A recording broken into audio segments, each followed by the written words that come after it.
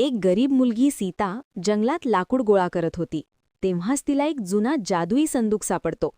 ती घाबरत घरी आणते आणि जसेच एक पान त्यात टाकते, संदुकातून सोन्याचे नाणे बाहेर येऊ लागतात. सीता चावल टाकते, तर त्यातून हिरे मोती बाहेर पडतात. पण सीता लालची नसते. ती मंदिरात आणि गरीब लोकांना सगळं दान करते. संपूर्ण गाव तिचं कौतुक करू लागतो.